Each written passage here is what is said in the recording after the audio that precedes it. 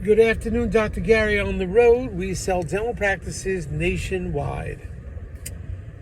So today's topic is when selling a dental office and transferring the lease, whether it's a condo or a co-op, is an application process involved. We'll get into that. So we've now been practicing the dental practice brokerage nationwide 12 years. We have 10 employees, 2 CPA accountants, marketing director, operations director, and we also have a 5 acquisition employees, development acquisition specialists. We're available to you from 7:30 a.m. East Coast time till 9:30 p.m. We answer the phone every day except Christmas and Easter. Please give us a call. Information you're about to hear is for entertainment purposes, is not legal or business advice. Also, if you're selling to a DSO, please call us. We don't charge you a commission, and we'll choose the best DSO out there for you.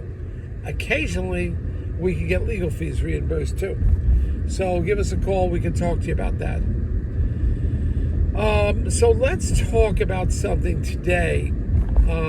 We have a situation now where there's a condo, and the buyer is going to be,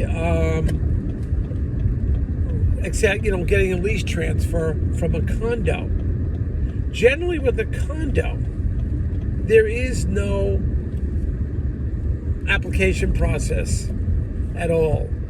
In this circumstance, a few members of the board just have to give it the nod of approval. But there's no application process. You're selling to a dentist, and generally speaking, it's not a problem. Now, when it's a co-op, that's a whole different story, especially in Manhattan. Nightmare time. They can deny your application for any reason they so choose. So it can be a little issue there. So be aware of that. Anyway, the co-op situation is a nightmare. It's completely different. It is a whole application process. Could take months to get it together. So that's something you've got to be aware of. That could be a nightmare for you.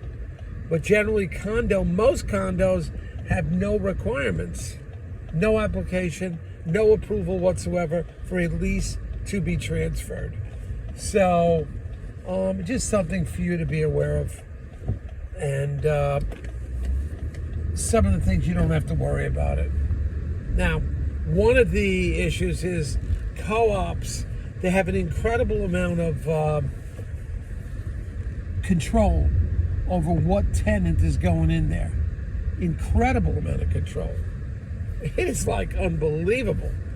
And it could just take for months and make it very difficult for you. And when it comes to a co-op, you don't have a lot of rights. Remember that. You don't have a lot of rights when it comes to a co-op.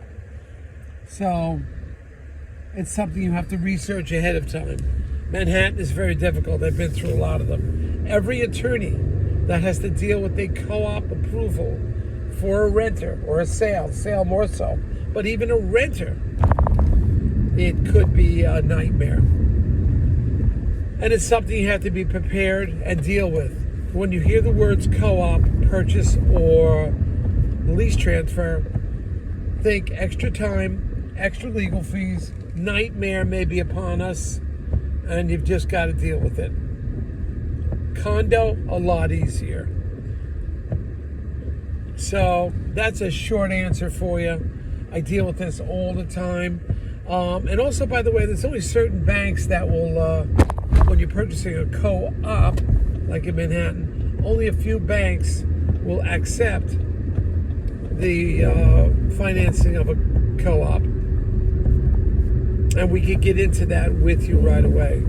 But you've got to know all these things ahead of time. Prepare ahead of time. Have the right legal counsel ahead of time. The right bank ahead of time. Everything should be prepared. Okay? Thank you. And we're in New Jersey traffic. I'm going crazy here. Whew. Traffic everywhere.